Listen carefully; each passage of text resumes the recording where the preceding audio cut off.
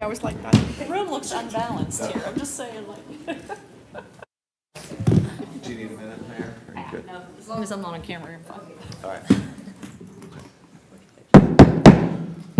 All right, good evening, everyone. Today is Monday, August 12th, 2024. I've got just after 7 o'clock here, so I'd like to go ahead and call this meeting of the Committee of the Whole to order. We will start first with a couple of discussion items. First, a presentation on a council office internship from Mr. Charlie Schneider. Also, welcome to committee. Come on down.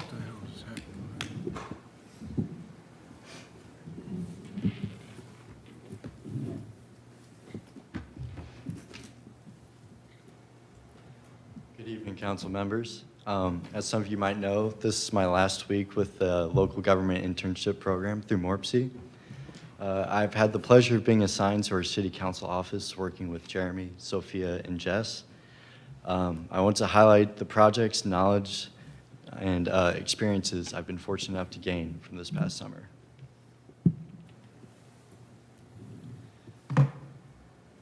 So first off, as you can see in the picture, my first contribution was helping you guys shovel some dirt for the groundbreaking. But after that, they let me do some more serious work. I started off with the ORAB grant, which the purpose of that was to preserve Gahanna's historical village council records. And so this involved digitizing these documents by editing it through PDF Exchange, doing some scanning, and ultimately uploading them up to Legistar. I also did some research with short-term rental, municipal regulation, and mental health initiatives that could be taken on by the city possibly. I also analyzed and archived 580 files of our historical records. So this kind of involved looking for the gaps and inconsistencies with our agreements and reports, which I may add, all of those were in microfilm, so that was a bit of a blast in the past. I also worked on our inventory for our deeds and easements. So this kind of allowed me to gain a deeper understanding of the deed transfer process on the city side, and I also used the Franklin County Parcel ID search for additional inquisitions. And I was also fortunate to collaborate with Vice President Weaver for our council MORPC reports, and this allowed me to do some research on recent actions by our Ohio legislature and also the opportunities that are offered by MORPC. So from my internship, I gained a plethora of knowledge and useful skills. So because of attending meetings with City Council, Committee of the Whole, and Planning Commission, I was able to learn from the expertise and guidance that you guys all brought for introducing positive changes in Gahanna's community. Through my research with short-term rentals, I extensively analyzed dozens of municipal zoning codes in Ohio, and this allowed me to learn about how other municipalities address their own unique desires for their land uses and their built environment. My research also included learning from scholarly articles and studies on the economic impacts that short-term rental municipal regulation can have on an area as well. My coworkers in council office, as well as Maddie Kapka from planning, gave me so much advice for gaining insight about local government functions, pursuing a career in public service, and improving many of my soft skills. I've been able to learn how to utilize technologies with PDF Exchange, Legistar, Municode, and ArcGIS. So a great positive aspect of my internship experience is all the events I was fortunate enough to attend. It was gratifying to learn and listen about viewpoints from different demographics and how each event host discusses solutions for making positive and impactful changes in each of their communities. I was able to deepen my understanding of how to shape zoning codes to allow more affordable housing, increasing access to sustainable modes of transportation, and also expanding asset-based community development, so that, in other words, organically developing their own communities. The hosts of these events exemplified how to truly connect with the people they serve and how to strategically respond to the needs that they might have. So to finish this up, I wanted to make some final comments. First, I wanted to say how I truly felt welcomed working for the city of Gahanna. And I'm thankful to so many of the connections I've made here, any of the conversations or interactions I may have had truly did not go unnoticed. I also want to point out to you guys just how lucky you guys are to have the staff with Jeremy, Jess, and Sophia. They truly set a high standard of expectation of the positivity and expertise that they bring to their positions, and I'd be very fortunate enough to meet in my career in public service. So lastly, I just want to say it was an honor to help serve the people of Gahanna. So thank you for that. Thank you, Mr. Schneider. Any discussion from my colleagues?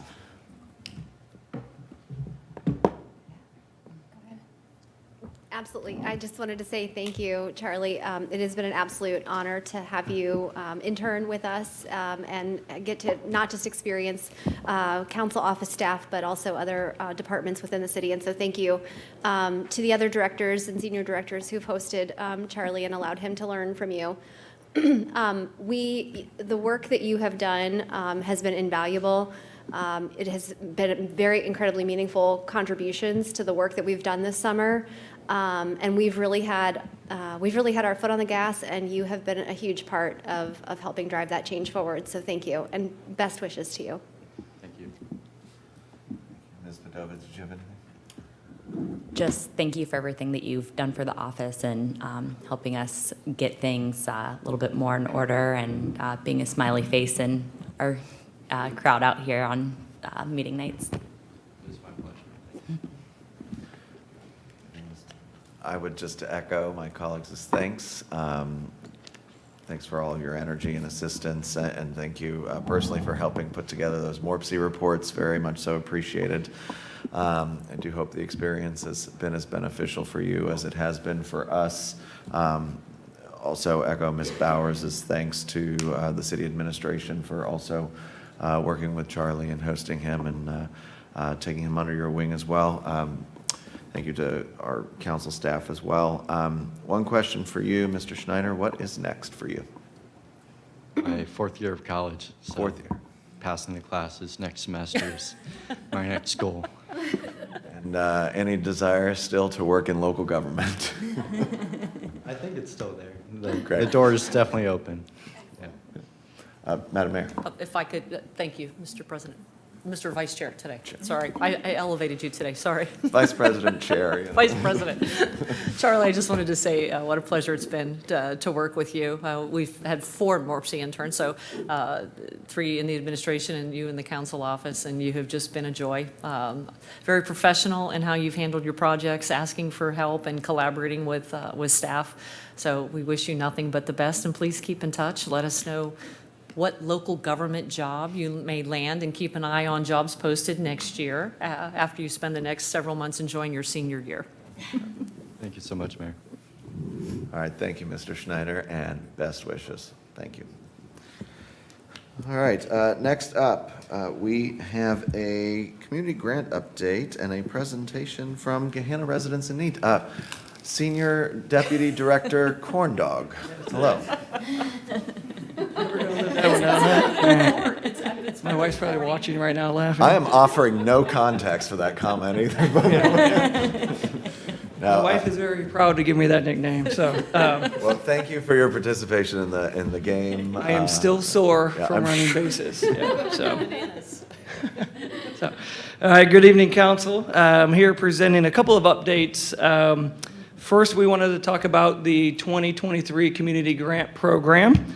As you may recall, as part of the 2023 budget process, council approved the appropriations of $50,000 of ARPA money, so that would have been our American Rescue Plan Act funds, to create the Community Grant Program. The program was very successful.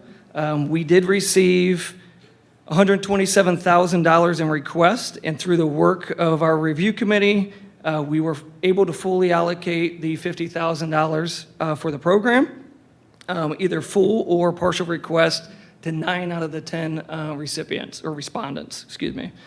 As we're working through the monitoring closeout processes of the 23 grants, I wanted to bring forward this opportunity to provide an update from the program itself. As you recall, last year, I came forward and showed you an update or summary of where the funding was going to. Right now, I want to kind of show you where we are with some of the monitoring and the closeout process. Our marketing and communications team, particularly Dan Perlman, stepped up and met with a few of our 2023 recipients and created a brief little video to help hopefully hone in a little bit about the impact of this grant process. And the goal of, getting nonprofits in our community to continue to work together and feed off of each other and support each other. We'll go ahead and we'll play the video, and then we'll follow up after that. Welcome to the Grand Food Pantry, located on Granville Street in Gahanna, and I wanted to show you our new walk-in freezer cooler. Thanks to the City of Gahanna's Community Grants Program and other donors, we were able to purchase this game changer that has helped us serve hundreds of thousands of meals to more than 21,000 individuals.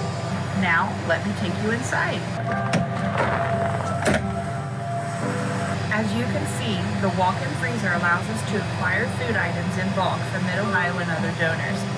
We are able to store items such as sausage, single-serving mashed potatoes, pork cutlets, frozen fruits, and green beans, just to name a few items. The cooler allows us to acquire food items in bulk that we know we need on a weekly basis. That saves travel time for our volunteers and space in the pantry. We are also able to handle larger quantities of fresh produce grown for us by All Saints Episcopal Church and Gahanna Community Congregational Church.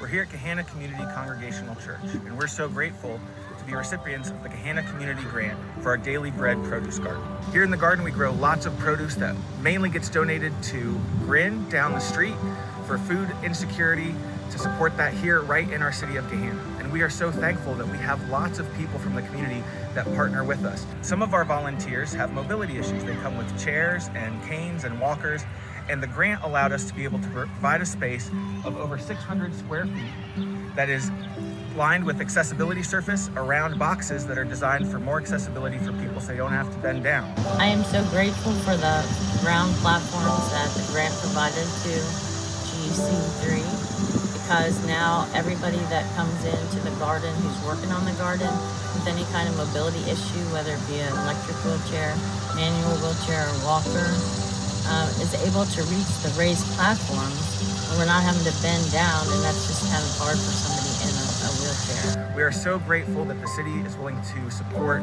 how we are fighting food insecurity and how we are including all of our neighbors and partners.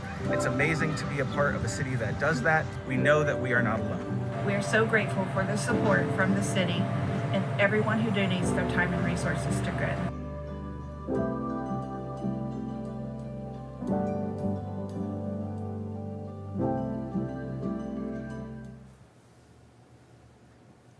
All right, well, I think the video kind of helps speak for itself on the collaboration of the nonprofits, and how important these grants are to them.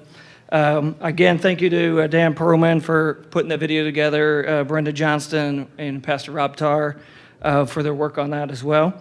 I also brought today, sort of as a bridge between the 23 and 24 program, Beth from Grin, to come up and talk a little bit more about expanding upon the frozen food, the freezer, and the changing of what that's been able to do, and kind of get us flowing towards our next discussion or update topic would be the 2024 program. Once Beth is done, then I'll go through the update of where we are with that program. Okay? Thank you, Beth. Hello, thank you for having me. Watching that video kind of makes me a little emotional. I just get so excited when we can provide wonderful, beautiful produce and meats for our families. Thank you so much for this grant. We received $12,500, and that went towards the purchase of our freezer cooler, which was $40,000. So it was a really big ask when we were looking to put this in. And as Brenda was showing you, it's a game changer. We receive over 1,000 pounds a week in frozen items and over 1,000 pounds a week in cold produce, dairy, things like that, that we would not have a place to store. We've been kind of putting people off in the past before we got this. You know, someone would call and say, hey, I have a pallet of turkeys. Would you like it? And I was like, well, can you hold it till Tuesday? No, we have to get rid of it today. And I would miss that opportunity. Now I'm like, bring it on. I can fit it in.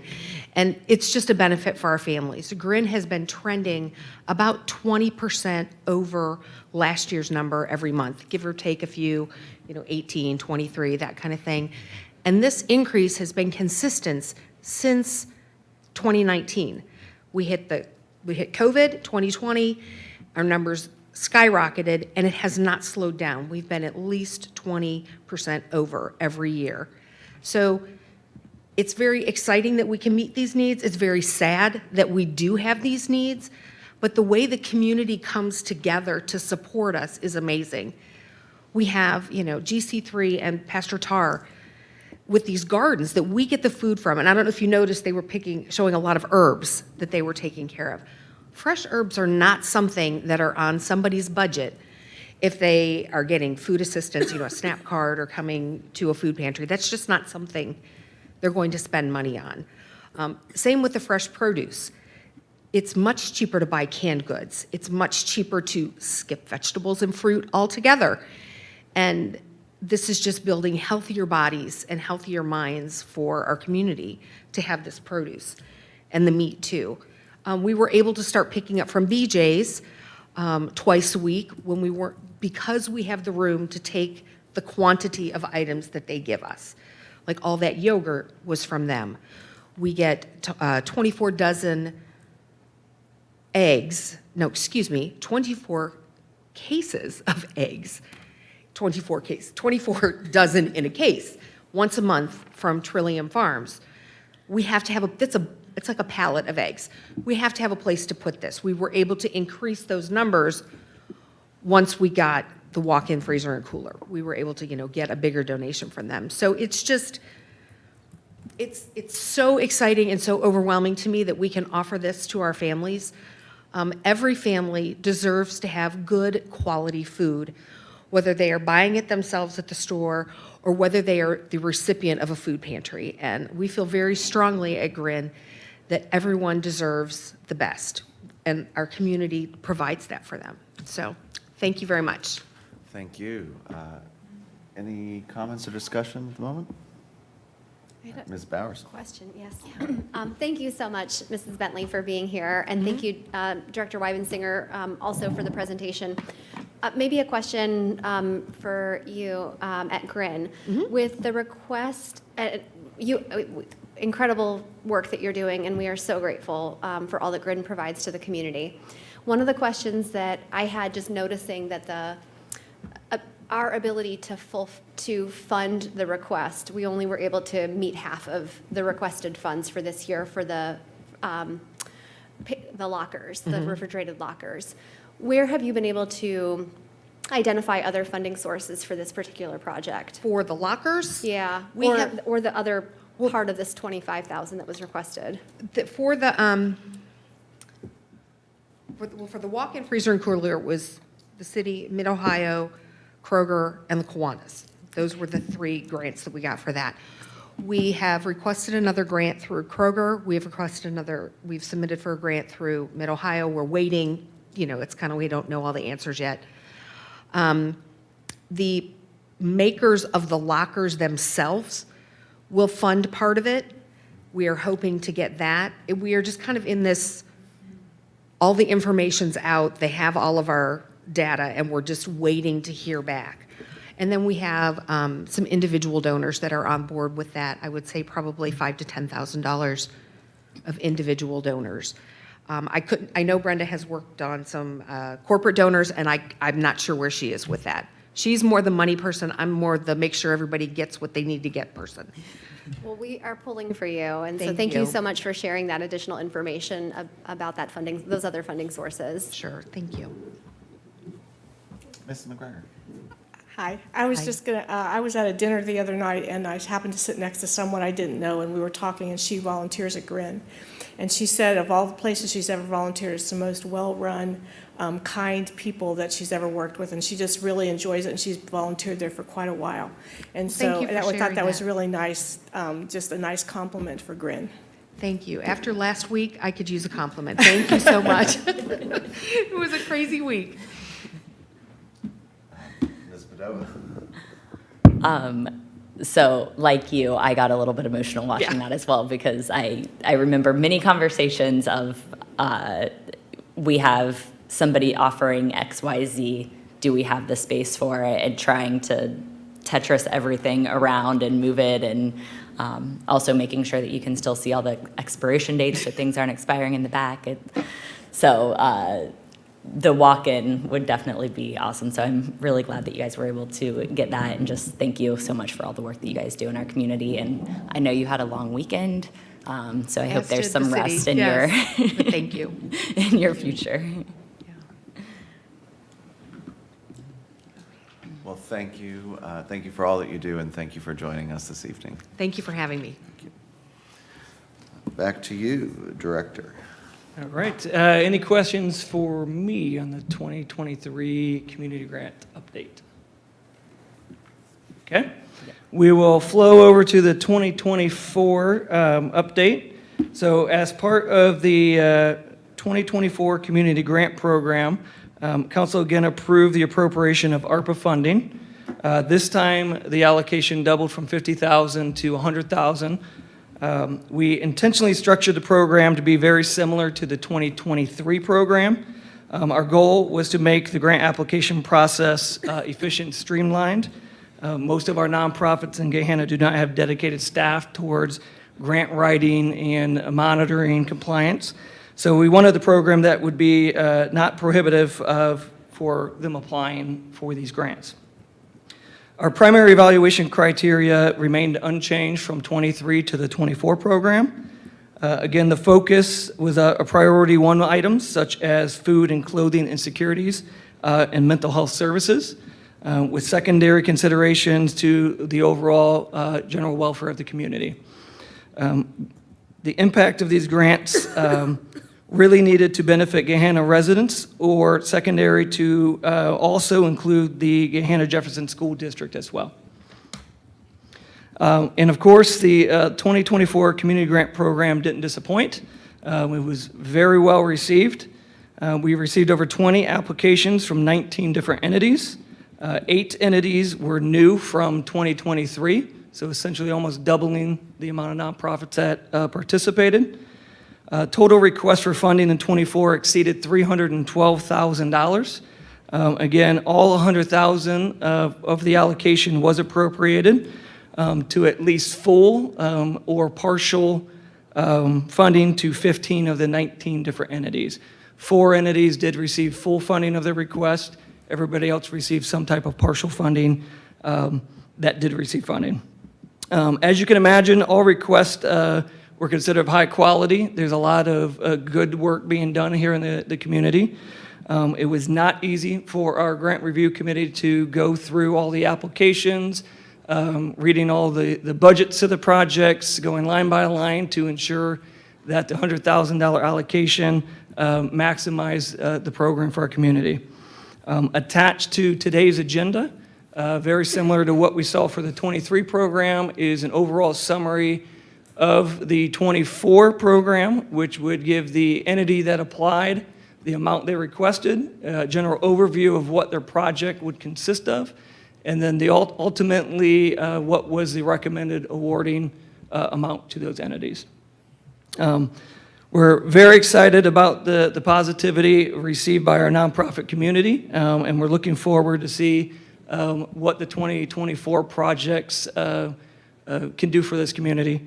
I believe President Bowers, you mentioned the lockers. That's going to be an exciting one for us to watch and see the impact of that for the Gren food lockers.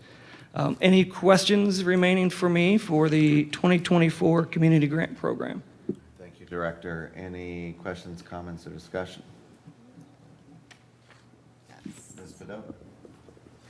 Thank you. So we did get some questions about this process. that I had sent over to you earlier. So I just wanted to circle back to some of those, starting with the reviewers. How were they? I believe there were 3 people on the Yeah, review so on the board. summary sheet from both years, you'll be able to tell who was on the review committee. There'll be any notes if we had them abstain from their conversations on those, if they serve on boards or have any other type of interest. You'll be able to see that denoted on that as well. So the committee was, it was a committee of 3. We always try to have an odd number. 1 city employee from our economic development team that knows about the pulse of our community, has familiarity with grants, grant funding, and things of that nature. And then 2 residents of the community, one of which is a CPA that understands kind of the financial background of what it takes for these organizations to operate, and also serves on our planning commission, planning commission. So understands a lot as it comes down to the level of detail needed to be compliant with these requests. The 3rd member, we've alternated to try to ensure that we have a diverse group of residents. Last year was Salema Rice, CEO, and this year was Harvey McCluskey, an attorney, if I recall. Yep. And what criteria was used to evaluate all of the different submissions? Was there like a scoring matrix that was Yeah, used, so- or? Not to cut you off, sorry.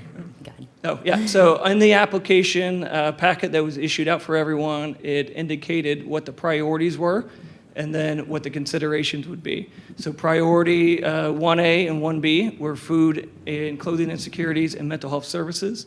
Priority B would, for second consideration, would be those that would be of general welfare to the city. With that as well, there's also, on the application form, it's spelled out exactly what we would call the program guidelines and requirements section, which then talk to more deeply into your actual impact in Gahanna itself and in the Gahanna Jefferson School District.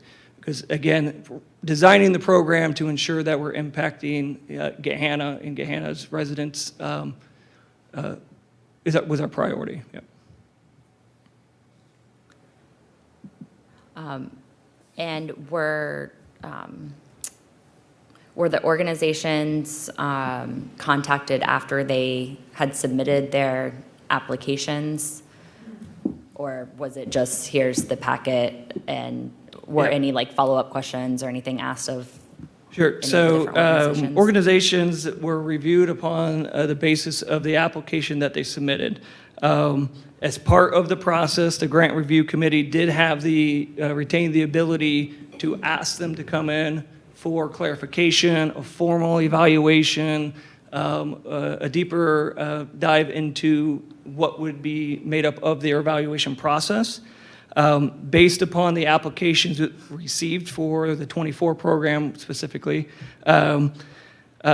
the grant review committee felt there was enough information within all the applications in order to not have to activate additional steps in the process or further clarification. They had reviewed what they felt they could make good determinations of where the funding was going to go, how it was going to be used, and what, looking at, again, the priorities, what are priority 1A, 1B, and then priority 2s. But they did have the ability to do so. And kind of piggybacking on President Bauer's question for Beth, in the event where some groups were not funded the full project, I guess if you said that they didn't reach out to any of the groups, were there any questions on there about, if we only fund half of this, will you be able to get the funding for the rest, or was that part of the application at all? Yeah, so the application budgets were reviewed to determine whether all items in the requested budget could meet the program requirements. There were items in some budgets that were not going to be considered because they weren't needed for particularly that piece of the program. The grant review committee, depending upon what the application packet presented, again, we had 20 different applications. They did go through the submitted budget line items to ensure, again, that things in there were appropriate, but also understanding there could be components of the project that we would want to fund even if it wasn't the entire project. We did have some big asks in there. One in particular would have taken the entire grant funding, but there were components within there that the committee valued. I think one in particular was mental health services at Gahanna Jefferson High School. So what we did was in the notification of award, it would have terms and conditions tied to what exactly we were funding, and then also the language that, acceptance of the funding ties you to the requirements of what's being funded. And that will be part of the monitoring and grant closeout process to ensure the funds were used appropriately. But yes, I mean, $312,000 in asks for $100,000. They really tried to work to make sure that they were maximizing the impact in the community. Thank you. I appreciate all of your efforts in coordinating all of this, reviewing it, working with the committee, and also your presentation to us. So thank you. Yeah, just a couple follow-ups, Director Weibensinger. It seems to me that there were some things that were prioritized and valued. So one would be direct services to Gahanna residents or GJPS residents. Another was, like you mentioned, valuing things that were contributing to mental health services throughout the community. Those are wonderful and I think valuable criteria or components, but could you tell us more about how those criteria and components were established or created? Was that, who set those and how was that determined? So that was part of the grant review committee's, discussion and conversation on what was submitted. There was not necessarily, if you want to say, a scoring system like we would do for our RFPs, because this really wasn't a one bite out of the apple or that's it. This was really trying to find ways to maximize the benefit to the community. So in there was taking the 1A and 1B requests and really dissecting those. Even in a 1A or 1B request, so if you're talking about food and clothing insecurities or instabilities or mental health, there could have been things in those budgets that weren't going to be fully funded. Mm-hmm. So that would then leave funding for the Tier 2, which would be the general welfare. And then going through those and seeing what funding allocation amounts do we still have remaining, what again would be in the best interest of the community to allocate these funds to. Some of them we did look at. Grant matching was not a requirement. As we know, some nonprofits don't have funding available to match grants. But we did look at the probability to execute the grant if received even a partial funding. We did require that financial statements and audits were provided, so we could look at the stability of the organization to ensure that high probability of grant completion and not having issues on the monitoring and compliance side. Thank you. And now that we have a couple of cycles under our belts, have you identified opportunities for improvement or changes for future cycles? Well, so currently, this was our last round of ARPA-funded community grants. So administration is looking what a potential community grant program would look like in the future. But we do not have the same funding stream that we've used on the last two rounds. So, if you were to continue forward with this program, if we were to identify budget funds through the budget process, assuming that we would move forward with a community grant program in a similar structure, are there things that you would look to change or to do differently going forward? I think the core context is good. I think we've made it streamlined enough where nonprofits can actively participate without having to, again, nonprofits, most are volunteers and their time is valuable. And we could always make a more robust program, but with that comes with extra legwork from the nonprofits that are going to be submitting and from the city to monitor for compliance. But the way we currently have it structured, it's a it's been very effective and efficient being streamlined like this. You mentioned compliance. Have you identified any opportunities to follow up with nonprofits? I mean, this was a great example tonight of how program funding was effectively used. Are there any other types of follow-ups planned or that you would recommend? Yeah, so we do have some that we're still working through their program rollout. Some of them were a little more robust. Wasn't necessarily an acquisition of something.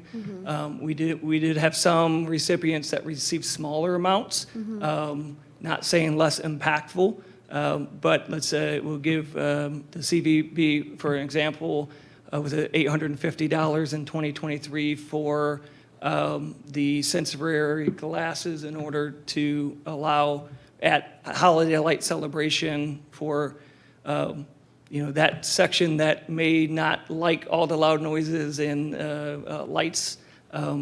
That was one that, that's a continuation. Those particular glasses can be reused over and headsets can be reused over and over again.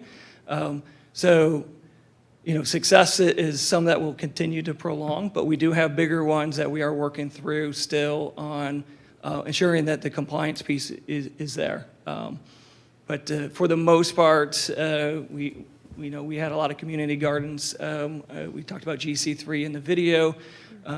We had multiple ones to where inclusion of those that typically struggle to go out and garden because of the inability to get to the bed where the plants are, whether it's because of mud or gravel and things like that. Some of those gardens, it's taken some time to get that infrastructure in place, and we will, particularly in the next year or two, expect to see the fruits of the labor, realistically, of what they're planting in order to do donations to what we talked about in the grant application. I think that's the only questions that I have tonight. I just think for purposes of discussion and so helping us set where we go going forward, looking at sustainably supporting nonprofit organizations throughout Gahanna is a priority of mine. And so I certainly support a proposal and would welcome working with the administration on what that potentially looks like. You've done an excellent job. Thank you so much, Director Weibensinger, in building this and building it out. And so we look forward to continued participation and maybe looking at some sustainable counsel, either whether they're appointees to the review committee or just other types of support. I'd like to make sure that we move forward with supporting these organizations that are doing so much good for our community. Thank you. Thank you, Ms. Maris. Just a couple of questions, Director. Thank you very much, and thank you for really leading this initiative on behalf of the city. And thank you for the presentation. I know Ms. Padova was touched on it a little bit. I guess my question concerns how partial awards are determined. And I could imagine instances where, only 25% isn't going to cut it for that entity, absent going out and seeking other funds. And if that's part of the application process that we know, or if it's a known unknown, is there a follow-up performed so that we can better track that? Yep. So that, again, that's part of the monitoring process. That's through that process for the 23 grants was where we were able to identify the success of GRIN in the freezer refrigerator option, the success of GC3, and talking about the sensory headsets and things of that nature. Really following up with those to ensure that the funding, first off, was utilized on what its intent was. And there will be continuing monitoring until we do what we call basically a closeout process to say that, okay, we can with high level of confidence, confirm that the funding was utilized within the intent of what the grant award was. But I go back to tying it to a lot of the partial ones, going through the budget to really see what is of value for again, going back to the priorities and the criteria of the betterment of Gahanna residents in Gahanna Jefferson School members, students as well. Thank you, Director. That's all I have. I think I would just restate my gratitude to you and the administration for this program, and would love to see something like this in a sustainable way moving forward, included for the future. So thank you very much. Thank you. All right, next up, we have a review of our criminal code, and for that, I will turn to our city attorney, Ms. Tamala Larison. Thank you. I am bringing this as a discussion point to council. I've mentioned in the past that I'm in the process of doing a comprehensive code review of our criminal offenses. And in the process of that, there was a situation that arose in our Franklin County prosecution that led me to do a more in-depth examination of our ethnic intimidation ordinance. The situation is that there was a resident of our community that had someone else leaving banana peels in front of his vehicle over and over again for months. And this was very clearly racially motivated, that the gentleman was African American. And it was prosecuted by our department. The unfortunate part of this is that because the banana peel was placed in the public roadway and not on their actual property or on the vehicle, even though it was clearly meant as a sign of racial intimidation, it was not protected under our ordinance. And so we had the evidence that we needed that it was racially motivated, but we did not meet the letter of the law according to our statute. So our ordinance mirrors the state code in that it lays out certain offenses that have to be committed with racial intent to be considered racial intimidation. It's a very limited list. And in my review of neighboring jurisdictions, notably Columbus, the city of Columbus has a more robust code in this section that includes not only the state protected statutes as predicate offenses, but also things like disorderly conduct or criminal trespass or littering, which would be directly on point to the situation in which we had to dismiss our charges because we just couldn't meet the nuance of the law there. So that has led me to want to raise this issue with council to see what the general consensus was, or to answer any questions, because this is going to be one of the areas that I'm focusing on in my code review. There's two aspects to this. One is to increase the list of predicate offenses to include things that are more common, including disorderly conduct, littering, and trespassing. The other component is that the areas of protection right now in the state code are limited to racial or ethnic background. In the city of Gahanna, we have protections for folks in multiple categories in our housing code.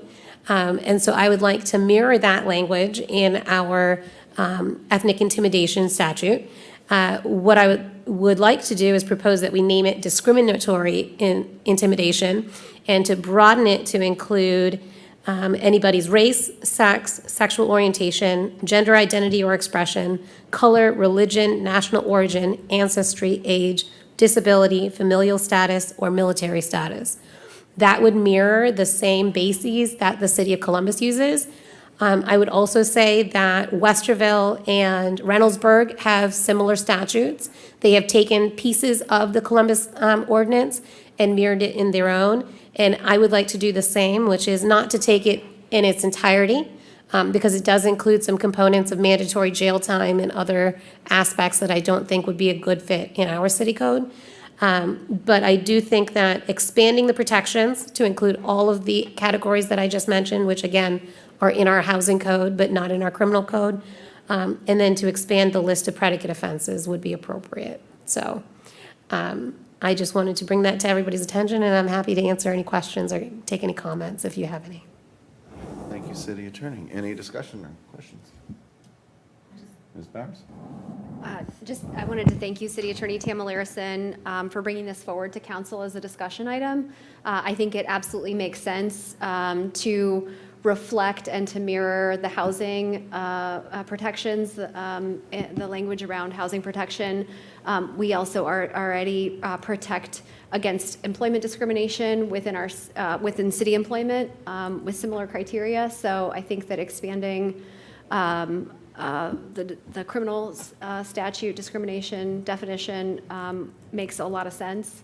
I also think that I appreciate the nuance with not adopting Columbus in whole, gives us a bit more discretion. So I really appreciate you bringing this forward for discussion and fully support the recommended changes. Thank you. Any other discussion? Any questions?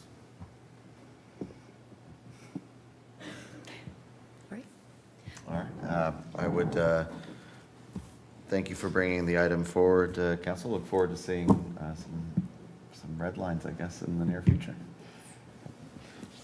Thank you. Next up, we have items from the Department of Parks and Recreation. Good evening, Director. Thank you. I don't have a fun baseball name. That's, you know, we'll come up with that another time. Thank you this evening. I have one item. This evening is a request for a resolution to present authority to apply for MORPC attributable funding for the construction of the Big Walnut Trail. This is the section that will pick up at Rocky Fork and travel southeast to Tech Center Drive. This isn't the first time that we've requested for this funding. The last cycle that we did present an application, unfortunately, was not successful in that application. However, we do have the opportunity, given the timeline of the project, to go again. So we're going to try again. The request and the screening application has been submitted, but it is a requirement of MARPC for the final application for the authority to present this authorization. So respectfully requesting a resolution of authority. Thank you, Director. Any discussion? All right. We'll put this on for consent next week. Thank you very much. Any opportunity to bring in outside dollars for a terrific project, I think, is awesome. So thank you very much. Thank you. Next up, we have items from the Senior Director of Operations.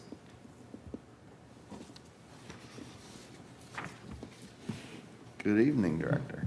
Good evening, folks.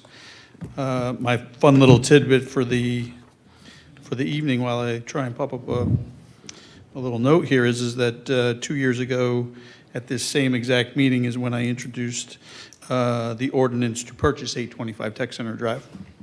So tonight we're here to talk about an additional purchase of about 2 acres of property directly behind 825 Tech Center Drive. This is about a 3-acre parcel that Value Recovery Group LLC owns. They also own the parcel immediately to the east, where that little blue mark is, or this particular property here. What their proposal is that we split the 3-acre parcel, so the purple arm, if you would, that runs north and south on this particular piece of property would remain in their ownership. And they basically would merge it to the property, making about a 4-acre development site in this particular location, and then deeding us access, or not access, but deeding us ownership of the blue particular property immediately south of our property line.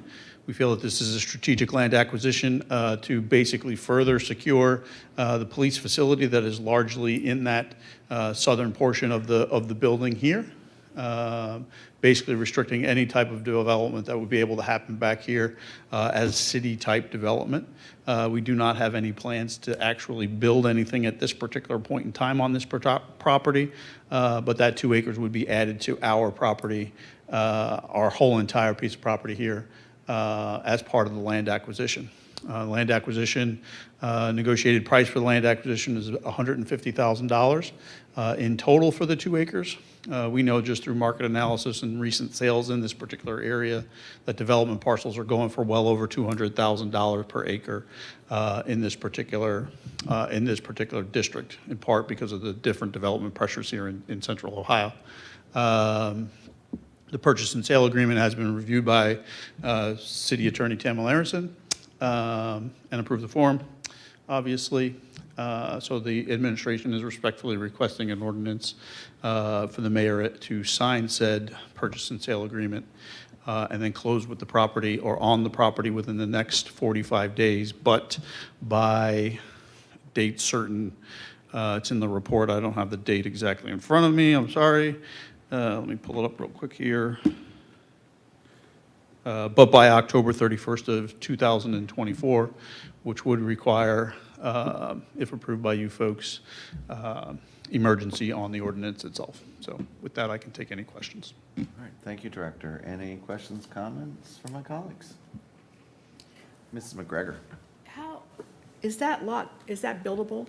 It is buildable. It does drop off a little bit as you get closer to the reserve back here on the south side Okay. of the property. And I should have noted in my presentation that the property that I'm highlighting now that just outlined in blue is also owned by us and is in reserve status and managed and maintained by Parks and Rec. Golf Depot is immediately south of that property. I think this is a great idea for the city because, and for them too, because it gets them, they don't have to pay taxes on it anymore. And it's probably not likely to be builded because it's so far back off the road, it doesn't have any frontage or anything. So I think it's a great use for this property. Mr. Schnetzer. Thank you, sir. Kevin, can you remind me, obviously we can see the stream there that you said is in reserve, but Yes. there's if I remember correctly from visiting the site, and granted it's been some time since I've gone behind the building, but isn't there additional drainage up there? There's drainage. I'll zoom in on it here. This is the existing swale here on the back side of the building. Okay. And then on the west side of this big warehouse-type facility, there's another drainage channel that runs directly to the creek. So with respect to the blue highlighted area, there's no drainage on that? Correct. Okay, thank you. Ms. Bowers. Yeah, kind of on that same note, Director, would there be an interest or would it be possible for us to add this acquisition to the reserve, the existing reserve, to ensure its status? That is possible, sure. I mean, we could add to the reserve as opposed to keeping it for expansion and/or development at some particular point in time. Okay. I think that I would have an interest in that, potentially, to ensure that this remains wooded and to protect that green space. Sure.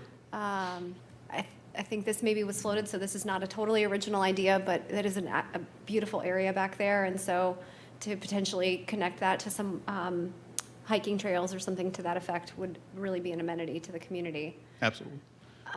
The other, I guess, just off of that note, I noticed that we're covering all other costs associated with the purchase.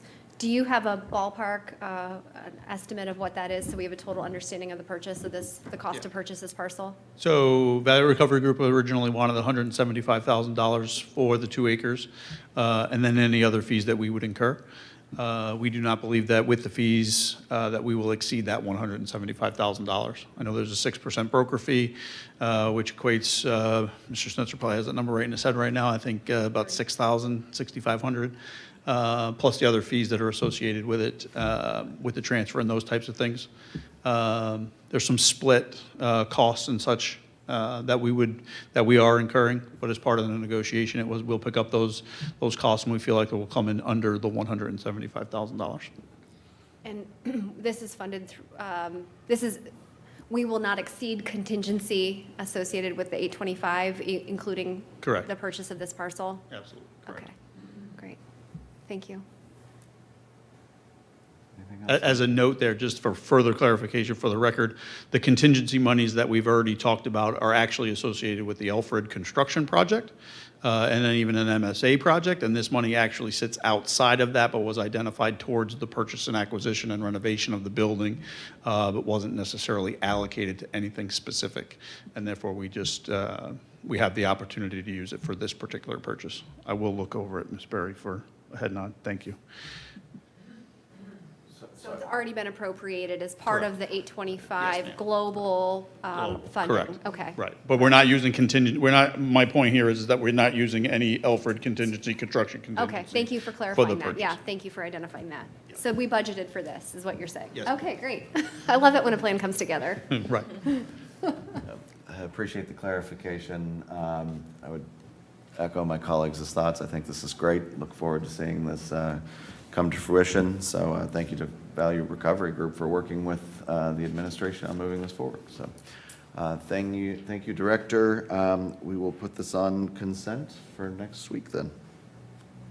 Oh, excuse me, on for first next week and then consent. All right, thank you. Seeing nothing further for Committee of the Whole, we will go ahead and adjourn Committee of the Whole, and I'll turn things over to Chair Snetcher for Finance.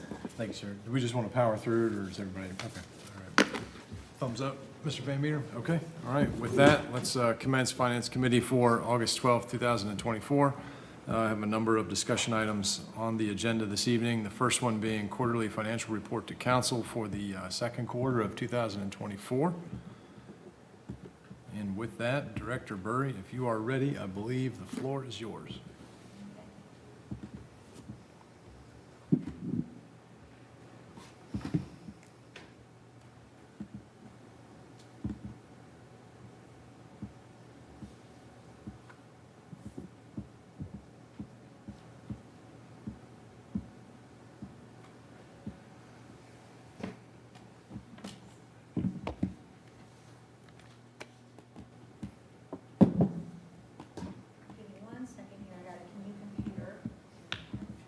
I'm in the same boat. I got a new iPad, and I'm still trying to figure it out. Do you want them? I'm going to use the restroom. Okay, that's fine. We'll be here.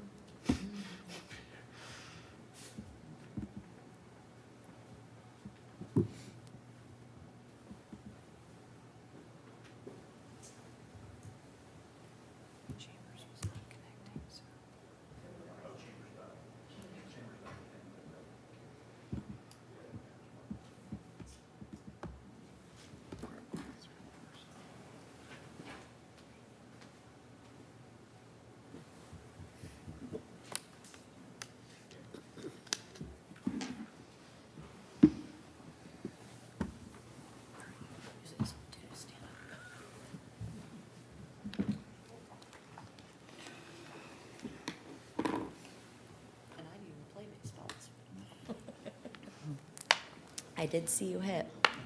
You can call it that. There was contact. Did see, according to the rules, no intentional bunting. It was not intentional. Who was the person that did the roll into home plate? Oh, I don't know. I was just wondering if they made it here today. If they made it out of bed on Sunday. Okay. That sounds great. Yep. Floor is yours.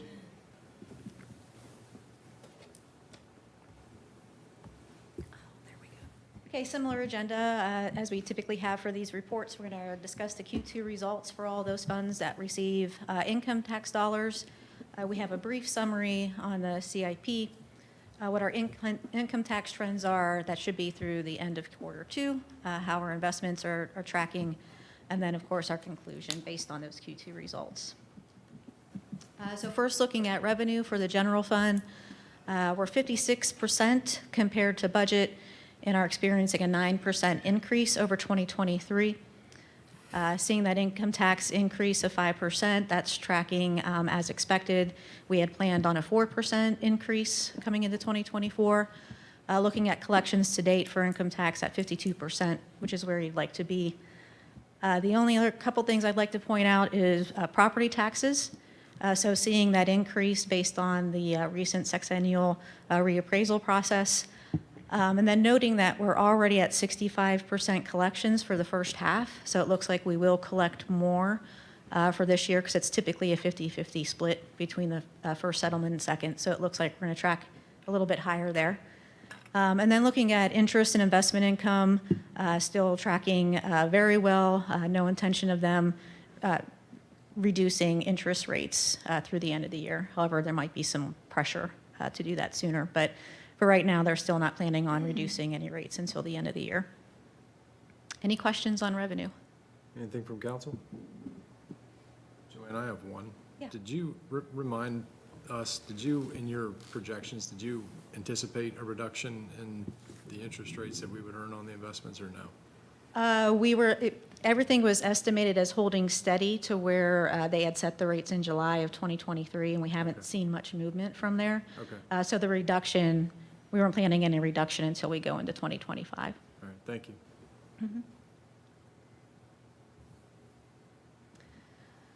Looking at expenditures, we're at about 33% of plan and are experiencing an 11% increase over last year. Seeing the biggest increase in contracted services, there was a couple things associated with that. So we have the real estate taxes for 825. Again, we do have tax exempt status, but we have not received that refund, and that reflects that first payment. We also have the risk insurance, which used to be through various funds, and then it was all put under a centralized account under the Department of Administrative Services. And that included, if you recall, earlier this year, we had an assessment for changing insurance companies also. That's included in there. On the salaries and benefits side, you're seeing only a 1% increase compared to last year. If you also recall, we had the COHCC, which is our health insurance provider. They provided a premium reduction, so that's been run through. So that's showing, that's reflected in only seeing that 1% increase, as well as we have a couple vacancies that we're still working through for this year. Seeing that 44% compared to budget. Again, we had planned on that COHCC reduction, but coming in, we're still coming in a little bit shy of where we would expect to be for quarter two, considering some of those vacancies that we're still trying to fill. Any questions on expenditures? Anything from council on general fund expenditures? Seeing none. Again, looking at impact on fund balance, we have our transfers out. That's for debt service related transfers and for severance payments. We're adding back $4.6 million through the second quarter of 2024, bringing our fund balance to $40.2 million. Of that amount, $13.9 million is sitting in encumbrances. And just as a reminder, that $13.9 million also includes the $7 million for the contingencies for 825. So that's why you're seeing that much higher than in 2023. Our emergency reserve is staying intact at $8.45 million, bringing unreserved fund balance to about 17.8, which is roughly 8 months of operations. Any questions on fund balance? Council? All right. Moving on. So looking across the three special revenue funds and how they compare to what was budgeted for the year, seeing similar results, kind of where we would want to be on the revenue side of the house at about 53% up to 68%. Seeing Parks and Rec coming in at about 80%, which is expected through the end of the second quarter. Their season's in full swing at this point. And then looking at the expense side, public safety is about where you'd want to be at 50%. Parks and Rec will continue to trend up as we go work way through their season. Through the third quarter, you'll see the results of that. And then on the public service side, we're still short, mainly on the contract services side. There's a couple initiatives that they're still working through that were included in the budget. And then on the salaries and benefits side, they do still have some vacancies. They're better staffed than they were in 2023 at this point, but still not fully staffed. Any questions on budget for the special revenue funds and how they compare to actual? Council? Moving on.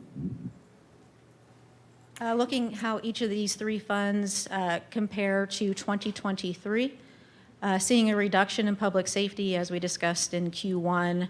That was a change in allocation of the income tax, so that was anticipated. For Parks and Recreation, seeing that increase of 14%, a lot of that driven by their charges for services.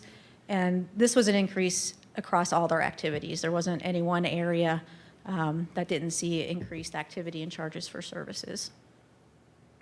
Looking at the Public Service Fund, at 29% of the budget, or 29% increase compared to 2023. Again, planned allocation changes in the income tax mainly driving that. Looking at how each of the funds on the expenditure side compared to 2023, seeing a 29% increase in public safety. That was planned with the addition of a fourth SRO officer. Expenditures for Parks and Recreation, an increase of 12%. They did have some planned increases in seasonal staff planned. And then seeing on the public service side, an 18% increase, reflecting that they do have additional staffing compared to 2023, that 21% increase. Any questions on how they compare to 2023? Anything from council? The fines and fees for public safety, like, are up 1,000% almost on, Parks and Recreation, you mean? no, it says public safety fund. Fines and fees. That's at 43% compared to 2023. Oh, maybe I'm looking at, the one I'm looking at says 999% increase. So it was budgeted at $1,200. Oh, we're looking at the budget. Okay. Am I looking at the wrong thing? Yes. Okay. So this is going back to how items were budgeted.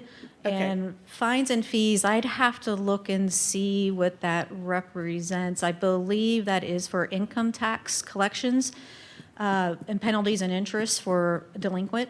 If you notice across all of them, there's large increases, and I think there were just more penalties and interest collected associated with income tax collections. I guess I was looking at budget versus actual, so, Yep, Okay. I flipped back to that one. sorry about that. No problem. I'm sorry. I'm going to apologize in advance. The 2023%, the next slide, I think, over that you were just going over with us. Yes. I'm having a hard time, like, understanding this slide. So you would have to look at the statements that are within the report. So this is just a snapshot. So if you look at all three of the statements, Yeah. this is just kind of aligning them. So if you look at the actual statements within the report itself, Yeah. this is off to the right-hand side where it shows that comparison. So I didn't include the 2023 numbers. I'm just showing, here's what 2024 actual is, here's the percent change. And it's mainly so they could all kind of fit on one slide to compare all three at the same time. So when I'm looking on the slide that you're displaying, Correct. the right side where it says Public Safety 2023 Q2%, if I'm actually looking in that, like, total revenue column, so on the left side, 667,918. Yep. That's the actual revenue for Q2 for 2024. Correct. And what you're telling me is that's a 13% decrease from what was budgeted in 2023 What was for this. actually collected in 2023. What was actually collected in 2023 for the same quarter. Correct. Okay. And that, in particular, that example I was just speaking of, that's due to a reallocation of how those funds were being deposited? essentially, The or income were- tax allocation, if you remember how we kind of allocate for that is we look at what the net operating cost is for those three areas, and then we divide up that 25% based on what their net operating loss is in those areas. So when we did the 2024 budget, it was determined that the public safety needed to come down and public service needed to go up. So it's just a change in how those income tax dollars are allocated based on their potential net operating loss. What operationally did we move from the public safety bucket to the public service bucket, if I understand that correctly? I'd have to, and that's on, if you look at the income tax portion of your report, it shows the percentages that are being allocated to each. I would have to go back and look at the Q2 report, because I don't have off the top of my head what those changes in percentages were. But the, Is that an email follow-up? yeah, Okay. absolutely. Thank you. Anything else from council? keep on moving. So here, just looking at the capital improvement fund, again, very similar results on the revenue side, 54% of collections, seeing that we're kind of right on track with income tax, seeing an 18% increase over Q2 of 2023 on the revenue, mainly driven by that income tax increase. And then we do have investment income. So investment income is new, so that is related to the bond proceeds. So when we receive the bond proceeds, we invest those separately, and this is capitalized interest. So this is interest that's going to be earned on those bond proceeds that we could then use back to the project if needed. On the expense side, we're at about 4%, but we have about 95% when you include encumbrances. Also showing over the other financing sources and uses, you could see those debt proceeds coming in, and that's kind of what's reflected in that big change in net fund balances, having those debt proceeds posted. And then we turned right around and then put them on POs, so that's part of the reserve for encumbrance amount of about $72.6 million includes those facility dollars. Any questions on capital improvement? Council?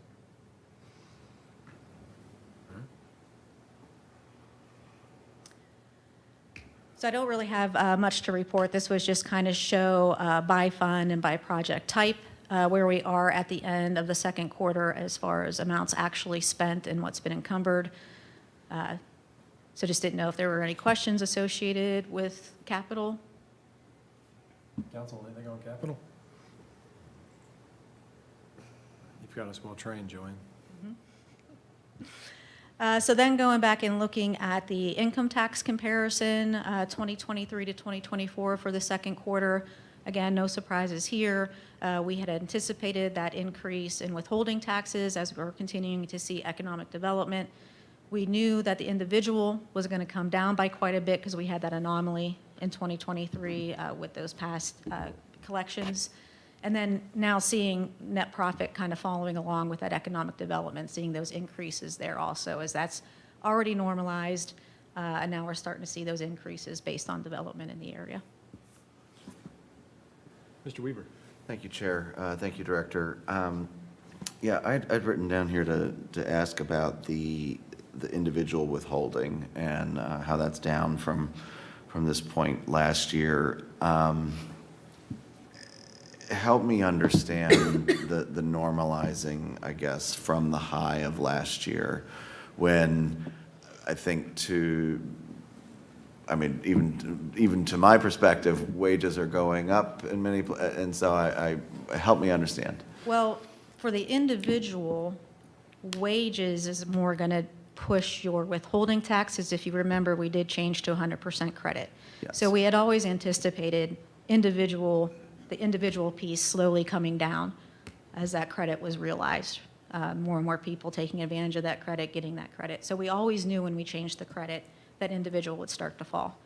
On top of that, we also had 2 large windfalls for 2 individual taxpayers last year that really drove that up. And it was for, I think it was over past years. So it was rather large by the time they had collected on it, including those penalties and interest. So that's explaining why you're seeing that larger than normal decrease in individual. It's related to that large windfall in 2023 that we received collections on. Okay. Thank you for that. And a second income tax question. In the overview portion of the report on page 3, you say the increase in the Parks and Rec section, I should note, the increase in income tax compared to 2023 is related to a change in the percent distributed to the fund. Mm-hmm. What was that change and what drove that? That's going to be part of that follow-up email. Wonderful. Yes. Love it. Thank you. Mm-hmm. Anything else from council? No, sir. Thank you. Moving along. So now just looking at our investments, again, we're seeing that we're at a 32% increase with investment income, seeing that Star Ohio is still holding over 5%. Our portfolio itself, quarter 1, it was just shy of 4%. Now we're over 4% for our main portfolio. And then seeing the 2-year treasury as kind of a look to see how that's fluctuating from year to year, there was just a really small decrease in that. So still seeing those, again, interest rates holding steady and not anticipating any drop until the end of the year. Council, anything on the investment portfolio?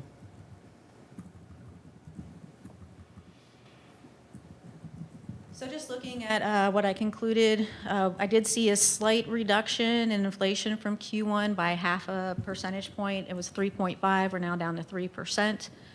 Haven't seen, again, any increase in rates since July of 2023, and I'm not anticipating any. According to the feds, they're not going to change that until inflation comes down by that extra 1%. But we have seen some turmoil in the economy where there might be some pressures for them to lower those interest rates sooner. We're going to continue to see that economic growth through 2024. With that growth is going to come an increase in revenue and also an increase in expenditures. So anticipating that going forward. Any final questions from council with regard to the Q2 2024 report? All right, we'll move on to the next discussion item. Thank you so much. Next one on the agenda is a requested amended capital improvement plan. Is this Mr. Schultz? Okay.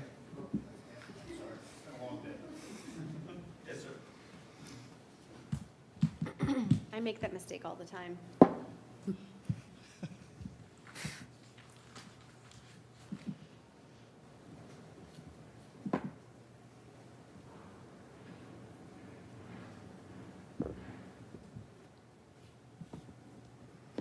Nothing.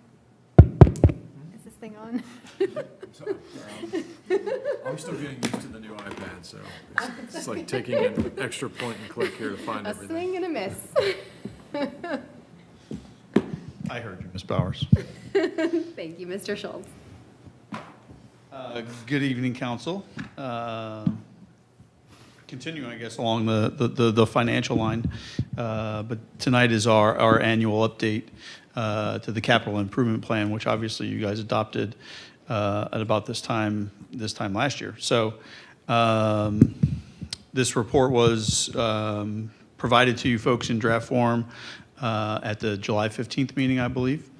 The last time we met for committee of the whole.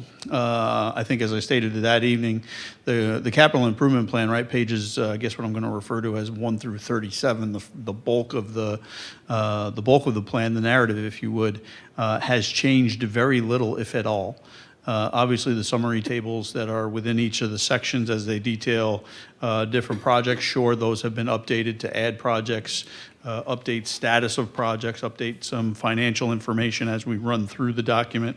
But by and large, the document has not changed much from the way in which we would have seen it and adopted it, if you guys remember, in April, to change some of the language as it revolved around the advisory committee and who the advisory committee was actually making recommendation to the administration as opposed to council.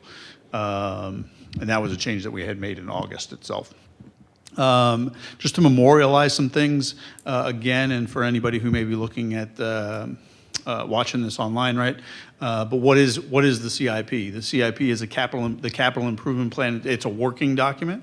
Obviously, we've made changes and updates to this document. We've made updates and changes to various different projects as the year has gone on. I think it's gone fairly smoothly. I think that there's been some learning as we've gone through the process, how the CIP advisory committee works, how different departments work a project, and how ultimately they report that project and that information back to the plan. So ultimately, we can do these annual updates, update the plan, and then provide current information to the public. Obviously, it's a planning and management tool used by governments, and it basically inventories a whole variety of different projects, from physical infrastructure type projects to parks projects to equipment purchases, so on and so forth. It prioritizes and ranks these projects. But then it also provides, obviously, justification for us to work through projects, and then timelines, ultimately, for us to complete projects. So what are the benefits, right? Again, these are just largely slides that we put together for last year's presentation, but again, just to memorialize this for anybody who may be new to this process. But it links strategic plans with the financial resources, right? So we have a variety of different elements or different plans that we undertake on a regular basis that inform the capital improvement plan. And then ultimately, we assign financial resources to it to bring that project to fruition as we go through the process here. Obviously, the plan informs both the capital and operating budget, and we'll go into that in a little greater detail here in a couple seconds. But it basically makes effective and efficient use of limited financial resources, right? The pot is not limitless. We all know that. Our own pots are not limitless. We have to make hard decisions in some instances. But as Joanne just indicated in her Q2 report, we marry these resources up with projects on a regular basis. Next couple slides are just really a reminder of what informs the capital improvement plan.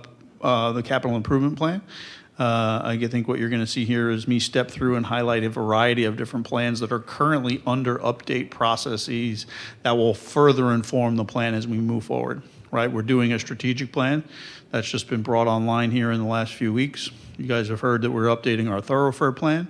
When we talk about facility studies, some of these plans, we're not actually updating the plan that's highlighted. We're not doing an additional facility study, but we're still investigating what it is that we need to do with our service complex. So therefore, I have that highlighted. And then we're not updating the Parks Master Plan from 2023, but we are doing an Aquatics Master Plan. Anybody who came down to the Jubilee on Saturday would have had a chance and an opportunity to look at different amenities that could potentially be at the park. That will inform the Aquatics Master Plan, which ultimately will also but inform the capital improvement plan for potential projects to be included in there. So it's not a single document, but it's a collection of documents, if you would, that inventory the process and the projects that the city would like to undertake. Again, funding mechanisms, right? This is not just issue $12 as it relates to how we fund capital projects. But there's water capital funds, sewer capital funds, court building funds is another example, right? We heard a presentation tonight applying for attributable funds. That would also be a way in which to fund capital investments, TIFs, grants, all those types of different ways in which we can fund projects and ultimately bring them to fruition. You do know that the document itself does outline a process very similar to what we have here, where departments assess the need. They create a project worksheet as number 2. They submit that project worksheet up through the chain, mainly to my desk. That ultimately gets presented to the advisory committee in some way, shape, or form. There's conversation about it, and then action. If action is required by City Council to take, City Council would take said action, like if a supplemental is necessary or something in that regard to fund said project. That would be the action listed in number 6. That item is ultimately incorporated into the CIP at the annual update process here today. And then obviously procurement and legislative processes must be followed as it relates to a particular project. If a project is less than what our procurement thresholds are for micro purchases and those things that would meet the capital threshold, you guys might not see it. You would ultimately see the funding, actually, the supplemental, but you might not actually see a contract if you would. If it reaches other thresholds, then you guys would see it and see a formal contract or maybe permission to bid or something like that as it relates, and that's really what number 8 there represents. The 2 items that we need to note, the quarterly council report. So one of the promises that we made to you folks last year is that when Director Burry brings her quarterly report, that you guys would get to hear from me as it related to the updates on the capital improvement plan and the various different parts and projects that are in it. But then you'd also see the annual capital budget. That is not what I'm here tonight presenting. I'm presenting the update to the capital improvement plan. You will see capital budget items in that on that regular budget cycle in that October timeframe. I will note that the item that was presented in July also included a list of the anticipated projects for the 2025 budget, again, that you would end up seeing in October. We'll make a note right at this particular point in time that there is a CIP Advisory Committee meeting tomorrow where we'll go over that list in a little bit greater detail. We are still in the process of working through that list, not in large regard, but in some regard, finalizing numbers and those types of things. And then ultimately, we'll continue to work through that process with the CIP Advisory Committee informing that particular list. And then that list will be finalized and presented to you folks again with the regular operating budget. So the next two slides here, I'm not going to read each one of these individually, but the next two slides here are completed projects since about the summer of 2023. These projects range from very, very large projects, like we would consider the Havens Corner water line replacement or the Claycraft water line replacement as big projects. And then you will see other projects on here that are, rather small in nature, like the golf course irrigation repairs. I probably should know this. I think that there are, I'm going to count them real quick. There's about 22 to 25 different projects that we have completed over the last, what I'm going to refer to as 12 to 15 months. And again, they are on a variety of scale and scope, depending on each individual project. Just kind of flipping the screen here, continuing with completed projects. Again, some small projects as it relates to maybe new roofs on concession stands and such at GSP, new starter blocks, again, all meeting the definition of what is capital. And then you'll also note that they're not just construction projects, but the last 4 projects on here relate to technology type, or actually the last 6 items on here relating to technology and or equipment purchases that the city's been able to make. The one note on equipment, that's largely heavy equipment, fleet vehicles, police cruisers and alike. So basically wheeled assets, if you would. We have made tremendous progress in updating our equipment. Mr. Weibensinger, along with Superintendent and Director Anvers out at the fleet facility, have really worked through condition assessments on various different pieces and parts of equipment and made sure we were being responsible and actually replacing equipment as opposed to just basically just getting by with the old tools of the old day that obviously in some instances cost us a whole lot to manage and maintain. So again, tremendous improvements have been made in that particular regard. And then you'll see 2 very technical projects on here with CityWorks Asset Management and code and permitting management software all being implemented and finalized, if you would, and completed in the last 12 to 15 months. Projects that are currently underway. Obviously, there are some very big projects on here. Everybody will note, I feel bad for us over the next 15 months of folks who have to use that I-270 and Hamilton Road exit down here in the south. But that's going to be a tremendous improvement when done. Currently, we had to shut down that one, I guess what is the the furthest east lane because there was a hole that developed in the bridge. And ODOT closed it early and decided instead of doing a repair on that particular section of the bridge that they would just keep that lane closed because construction on that project is going to start here in the next, technically it started on 270 today. And then they'll work their way up to the top of the bridge or the deck of the bridge in the next coming weeks. And that project, again, is not scheduled to be completed until this time next year. So that's going to be a tremendous impact down there. Taylor Station Claycraft Roundabout, again, another tremendous improvement on that side of town, but construction generally leads to some level of discomfort for the users of that particular facility, unfortunately, but ultimately returns on those investments. Returns on those investments are much greater than I think anybody really realizes while we're going through that those temporary hardships.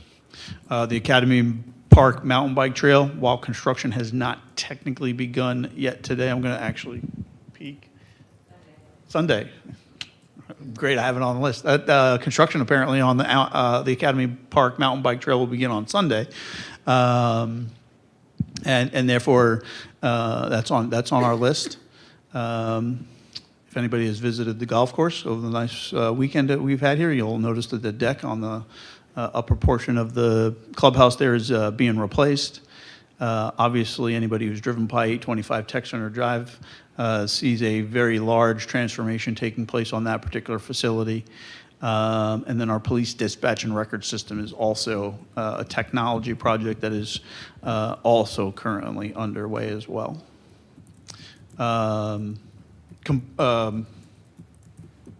That shouldn't say completed projects, that should say canceled projects, sorry. But the Havens Corner Road Hawk Signal as a project has actually been canceled and taken out of the CIP. That is a project that there was much conversation about potentially installing a signal. In coordination with the school district, we decided that Hawk Signal would be removed from the CIP and not actually installed, and that's for a variety of different reasons. One of the reasons is that post-school construction, off-site parking is not going to be something that the school allows, and I shouldn't say allows. They will discourage off-site parking, right? So therefore, partnerships with the church and those types of things won't be taking place or won't be necessary, so there won't be the need to put in a $700,000 plus dollar Hawk signal for a crosswalk that's basically unnecessary. We'll also make the other note, too, that it was in coordination with the school district that we decided that crosswalk should actually be, and public safety for that matter, but that crosswalk itself should actually be removed. We're in the process this week of removing that crosswalk and forcing everybody to cross at a signalized intersection, an intersection that's made for pedestrians, as opposed to mid-block and in a confusing spot in which pedestrians may cross over to the high school and or back to their vehicle. I'll pause there for just a second. Anything from council for Mr. Schultz? Mrs. McGregor? Do you think students are going to go all the way down to the corner to cross and not try to cross without a crosswalk? I just know teenagers, and I think if they're going to go the shortest course, whether there's a crosswalk or not. They will always be encouraged to use the signalized intersection if they choose to jaywalk at that particular point in time. Again, that'll be at their own risk, and they should use the signalized intersection at Hamilton and Havens Corners. I think the part of the challenge in that particular location, and we've seen this with the pedestrian, is how we're going from one lane in each direction to 2 lanes in each direction. So the road begins to flare there, and that creates an additional pedestrian conflict and user confusion or motorist confusion, where they may want to go around somebody because the road does begin to flare, and then that increases the conflict. And again, the city didn't make this decision in our own vacuum, but in coordination with the school and the public safety folks that said we should remove the crosswalk.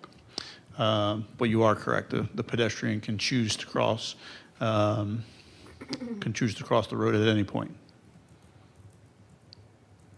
Anything further? No. All right, Mr. Schultz, back to you. So one of the things that we reported regularly on at the CIP advisory committees are projects that got added to the CIP. You guys have seen some of these projects come before us in regards to like the Windridge Bridge reconstruction, permission to bid. So you guys would have seen that progress through the process here. But some other projects that we have added as the year has gone on, but Gary Lee intersection alignment. So with the new school entrance and egress point onto their particular property, we want to marry up the Gary Lee intersection with the ingress point for the new school. Middle School East, there are some roadway improvements that were required by us for the school to make to better improve. I believe it's the addition of a left turn lane into the school on Klotz Road. So that was added to the project. You guys have heard this next one here, Hamilton and Granville Road maintenance, referred to in a variety of different ways, but that is the ODOT urban paving project, which will go from the southern border here in the city of Gahanna all the way to Granville Street, left on Granville Street, or left on the Granville Street to Lincoln Circle, and repaved that entire section of road that I just described. Taylor Road water line replacement was an addition based on a water study that was conducted and completed in late 2023, early 2024. Much anticipated multi-use trail tunnel and drainage improvements. That's the trail that goes under Morse Road and up into New Albany or vice versa. And then also a couple of other, public safety, all public safety related projects, but the emergency alert siren upgrades. So the siren that actually sits on this particular property does need to be or should be relocated and upgraded because of our move to 825. So we've been in coordination, Chief Spence has been in coordination with emergency management in order to determine the newest style of tornado or emergency alert sirens to confirm coverage throughout the city. And there are a number of sirens currently at their end of life, and we would anticipate upgrading those in 2025. The VR, or virtual reality police simulator, was added as a project. That would be a simulator, situational simulator that would be installed in the next to the firing range over at 825 Tech Center, and that's why it's programmed to 2026, and provide additional training opportunities for officers in the public safety community.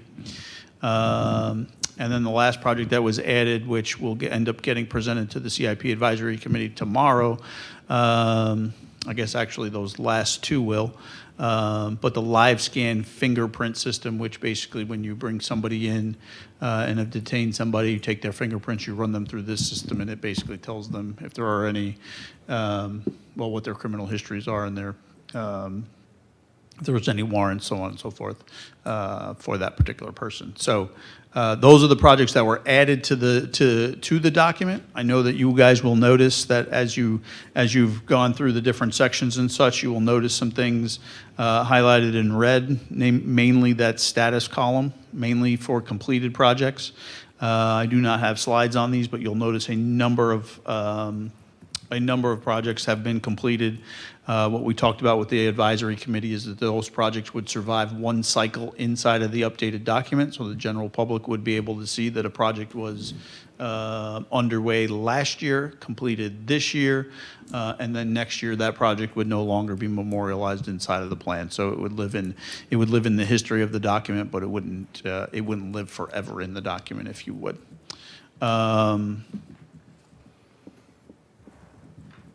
With that, I think I'm able to answer any questions. Anything from council? Mrs. McGray. I'm just going to make one comment. Yes, ma'am. I think it is very very unwise to take that crosswalk out. I've not been in any discussions. I just know kids. And as long as kids are parking behind the church and over on that side, kids are going to take the shortest route. And it's only supposed to be going 20 miles an hour, and if they're going over that, that's a different issue. But I think it's very unwise, and I know it probably has no bearing on what it will do. They'll probably still take it out, but I'm going to say here and now, I think it's very unwise that you're taking that intersection out. Next year, if they're not parking back there, no big deal. But as long as they're parking there, I think that's really not a wise decision. Mrs. Bowers.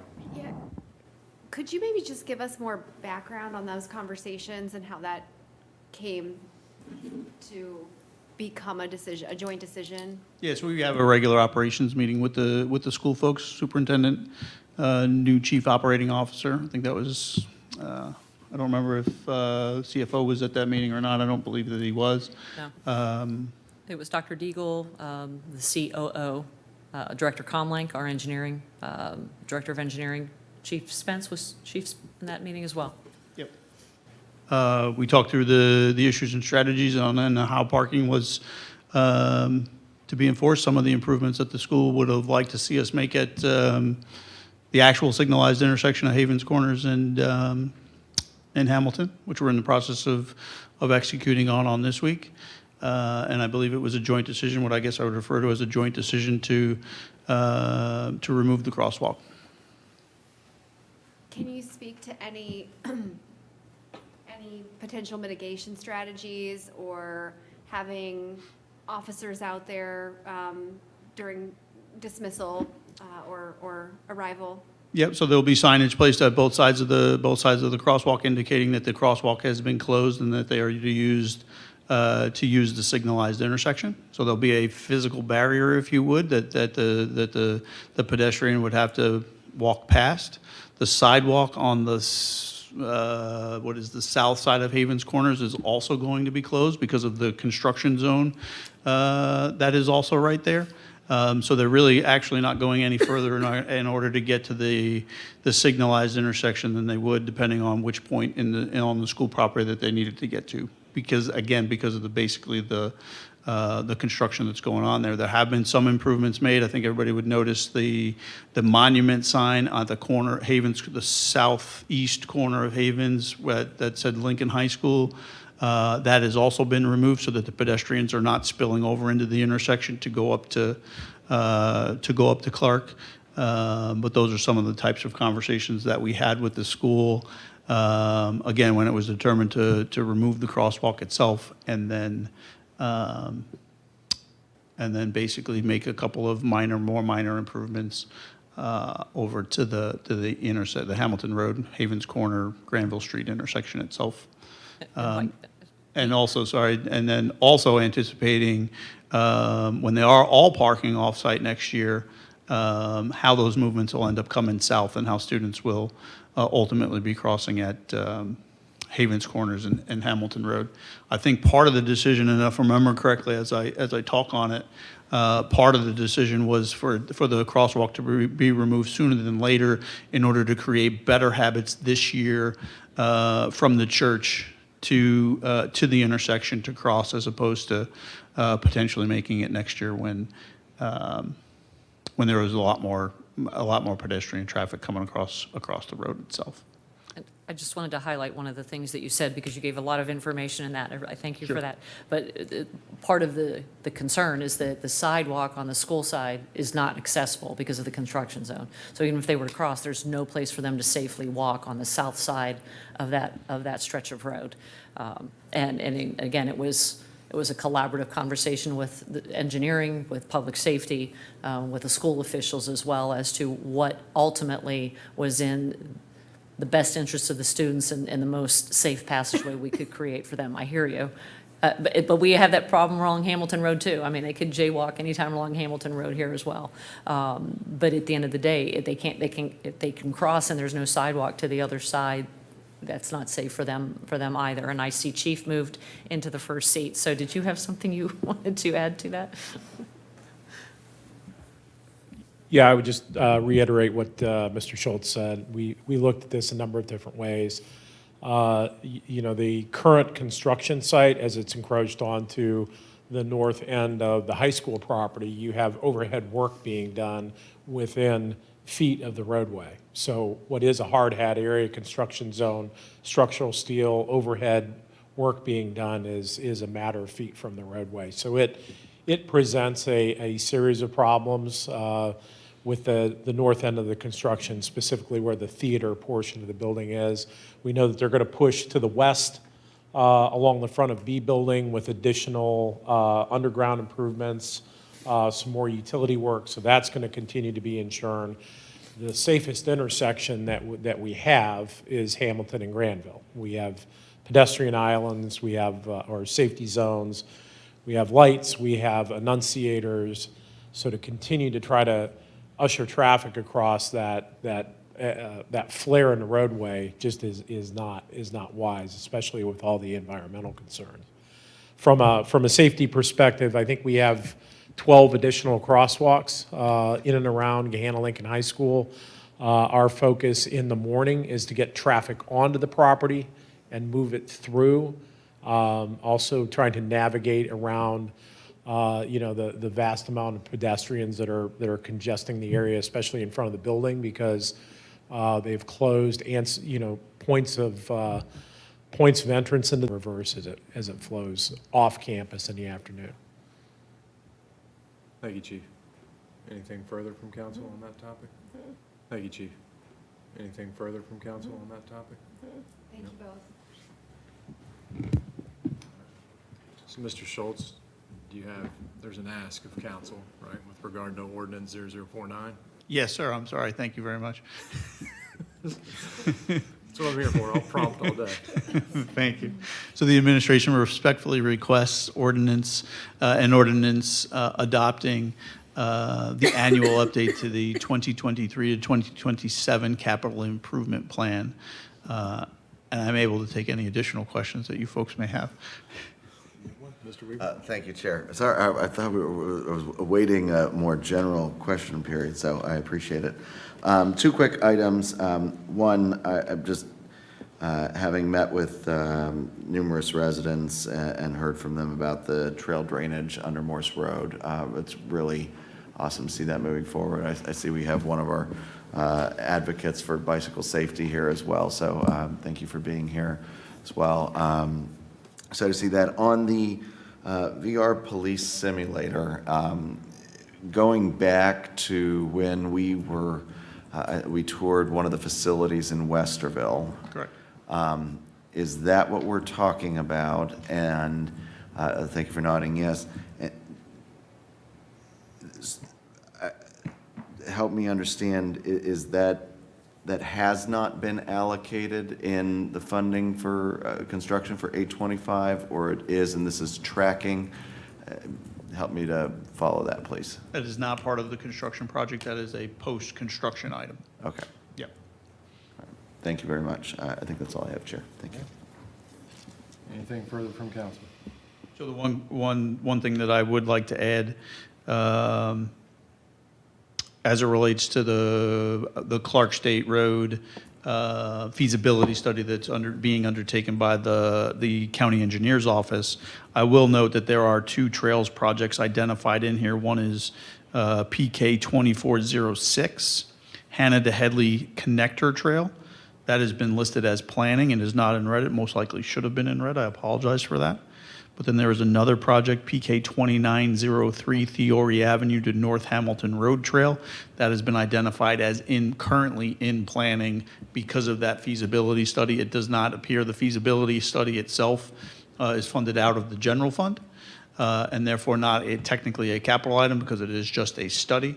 But I did note in the plan itself that both of those items were currently under planning with really no expense shown against capital currently allocated this year. Thank you, Mr. Schultz. What's the will of council with regard to ordinance 0049, 2024? We want this to go on regular agenda for first. You want it to come back here, or are we happy and content with what we've seen thus far? I think it can go on for first. I don't. Any need to come back to this committee, or? I don't think so. I guess for our colleagues who are not here and just kind of for the posterity of the record, maybe we can leave that open. And if either Mr. Renner or Ms. Jones want it to come back to committee, they should just let Jeremy know and we can bring it back to committee.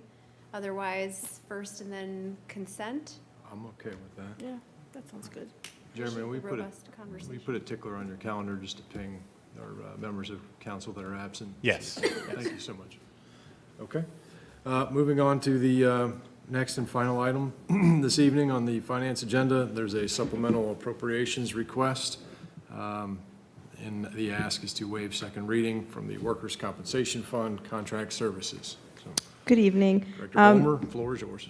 This is a request to add $418,000 from the unappropriated fund balance of the Workers' Compensation Fund to contract services to pay for two settlements that the city has successfully negotiated this month, well, last month, and then to add a little bit of extra money as our claims have been trending higher this year than anticipated. Council colleagues? Seeing none, this will go on regular, we'll go on the regular agenda. You're asking for waiver,